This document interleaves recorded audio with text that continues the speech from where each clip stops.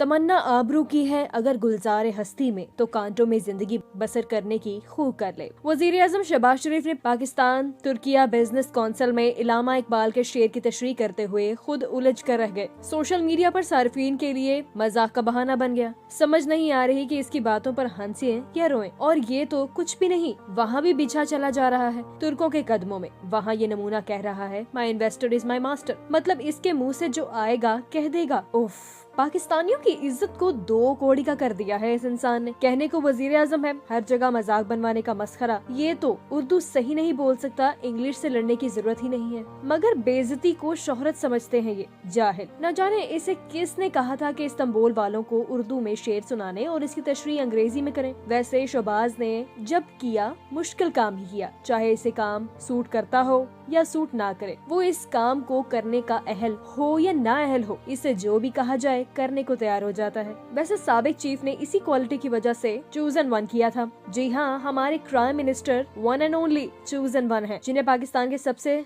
Supreme ओहदे के लिए चुन लिया गया। वरना किसी दूसरे में कहाँ इतनी अहलियत कि वो इतना बड़ा बोझ उठा सके। एक खोता ही जानता है कि वो ढेरों वजन कैसे उठा लेता है, और ये हमारा वजीर आजम ही जानता है कि इसने इतना बड़ा बोझ कैसे उठा लिया। इस पर वो मुल्कों घूमकर कौम की इज्जत और वकार की जो धज्जियां उड़ा रहा है, इसकी भी कोई मिसाल नहीं मिलती। तुर्की वालों को इलामा इकबाल का शेर सुनाकर इम्प्रेस करने का नादर ख्याल बस इसी अजीम फिलोसफर के दिमाग में आ सकता है, वरना बड़े बड़े उर्दू दान इस तरह की जुर्रत नहीं कर सकते। इंग्लिश या तुर्किश लोगों को उर्दू में शेर सुनाएं और फिर इसकी सलीस उर्दू भी बयान करें। शेर की तशरीह करना वाकई एक मुश्किल काम है, लेकिन इस पर शेर की तशरीह सुनना इससे भी ज्यादा मुश्किल काम है, वो भी जब प्राइम मिनिस्टर अपनी जुबान में अपने हाथों के इशारों से और चेहरों के तासुरात से सर धड़ की बाजी लगाकर समझा रहा हो। वैसे इस मौका पर कैमरामैन ने बड़ी ज्यादती कर दी है। सामीन की जानिब कैमरा मोड़ता तो इनके तासुरात से भी महफूज होने का मौका मिलता। लिव लाइक अ फ्लावर, ये कहते हैं एक्शन देखो इसके हाथों का। ये तो प्राइमरी स्कूल से बाहर ही नहीं गया, जहाँ टीचर कहती हैं कि हर लफ्ज के साथ एक्शन दिखाओ। कभी माइक तोड़ देगा,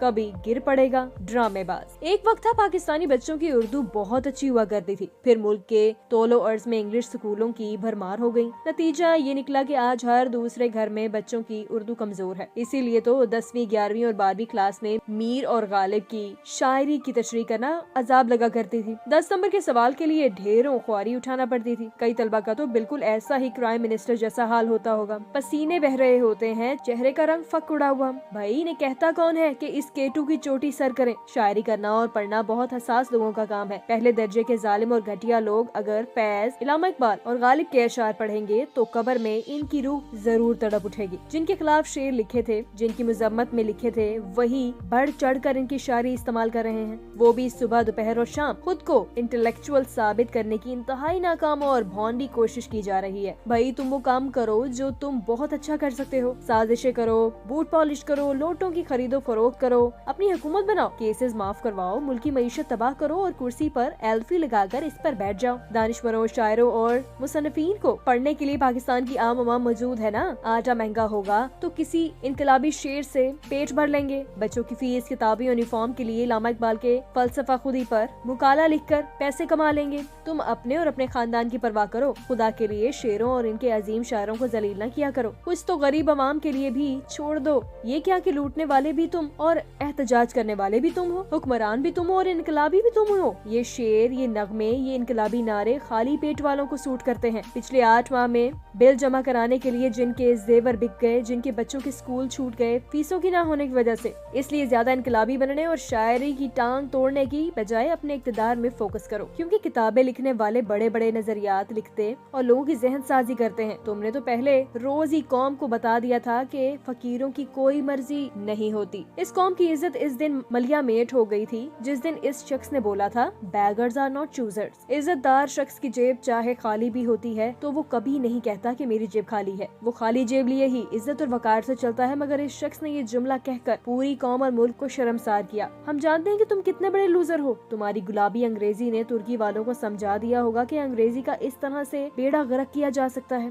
बंदा खुदा अगर अंग्रेजी बेहतर नहीं पढ़ सकता तो उर्दू में तकरीर कर ले, मगर खुदा के लिए इस तरह की चफले तो ना मारे। हर चीज का बेड़ा गर्क होता देखकर शाहिद अफरीदी की बहुत याद आती है। कहाँ पहुँचा दिया हमें शाहिद अफरीदी के आइडियल एडमिनिस्ट्रेटर एडमिनिस्ट्रेटर ने पाकिस्तान के 6% ग्रोथ को 0 पर कर दिया। ये रहा अच्छा एडमिनिस्ट्रेटर। मुझे तो हैरत शाहिद अफरीदी पे है, या शायद इसकी अपनी अकल ही इतनी है। वैसे अब तो इसने अपना बयान बदल लिया है। अब इसकी नजर में अच्छे मुंतज़र हजरत उमर फारूक रज़ियल्लाहु ताला अन्हा है। चलो देर आए दुरुस्त आए। अब ये कौन कह रहा है शाहिद अफरीदी ने यू टर्न लिया है? शहबाज को शायरी का पीछा छोड़कर शायरी की किताबों का डप्पू बना लेना चाहिए। समझ नहीं आती कि क्या चीज है ये लंडे का मुफक्कर। भाई अगर कांटे होते हैं तो टहनी के साथ होते हैं, फूल का इससे क्या लेना देना? ऐसा भाई क्या गुनाह कर दिया था कि पाकिस्तानियों ने जो सजा के तौर पर ये मस्खरा मिला है? जो भी हुआ अब हम कानों को हाथ लगाकर माफी मांगते हैं, या अल्लाह माफ कर दे। वैसे शहबाज की मौजूदा हालत देखकर पंजाबी का एक मुहावरा याद आ गया।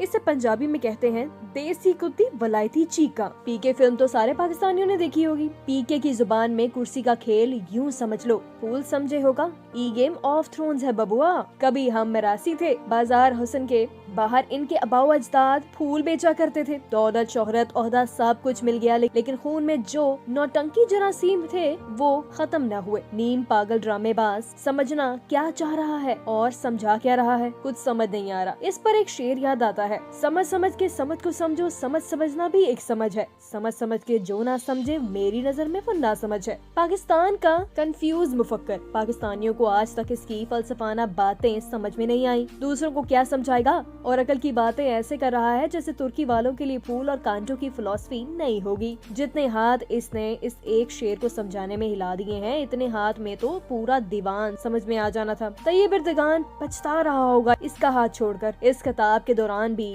तैयब एर्दोगान को इसके साथ ही होना चाहिए था। इसका दिफा करने के लिए इसके जैसे कई लंडे के दानिश्वर भी मैदान में आ जाते हैं और इमरान खान की जर्मनी और जापान की मुश्तरका सरहदों की बात करने लगते हैं, मगर इन बेवकूफों और अकल के अंधों को स्लिप ऑफ टंग और इस मस्खरेपन की हरकत में कोई फर्क दिखाई ही नहीं देता। हाथ हिलाना बॉडी लैंग्वेज में आता है, मगर एक एक बात में 10-10 बार हाथ चलाक औरतों की तरह हाथ हिलाते ही चले जाना, वो भी आलमी फोरम्स पर, बहुत ही शर्मिंदगी की बात है। खौफ तो सारी कौम ने इस वक्त भी उठाई थी जब इसी टूर के दौरान तैयब एर्दोगान ने इसका दायां हाथ बुरी तरह अपने हाथ में दबोच रखा था ताकि ये हाथ चलाकी ना कर सके। तैयब एर्दोगान को जरूर इसके हाथ चलाकी से मसला होता होगा, मगर इस क्लिप में इस वक्त भी ये अपना बायां हाथ चलाने की कोशिश कर रहा था। चेहरे पर घबराहट थी और माथे पर पसीना। इस पर पूरा जोर जहन पर डालकर गुफ्तगू कर रहा था। अल्लाह माफ करे, नींद न आने की बीमारी से लेकर दीगर बीमारियों के साथ साथ याददाश्त भी बुरी तरह खराब है। बल्कि जो बाइडन से बस 19-20 का ही फर्क है। जो बाइडन अल्जाइमर्स का पेशेंट लगता है, तकरीर करके स्टेज के कोने तक जाता है तो भूल ही जाता है कि कौन हूँ, कहाँ खड़ा हूँ और यहाँ क्या करने आया हूँ। शहबाज को कम से कम शेर तो याद है, इसे सिर्फ अपने अकाउंट नंबर याद नहीं रहते जिनके अंदर करप्शन का माल छुपाया होता है। इसीलिए तो फिर हर इंटरव्यू में कहता फिरता है कि ढेले की करप्शन नहीं की। जाहिर है ढेले की करप्शन तो कोई भी नहीं करता, सारे अरबों खरबों की करप्शन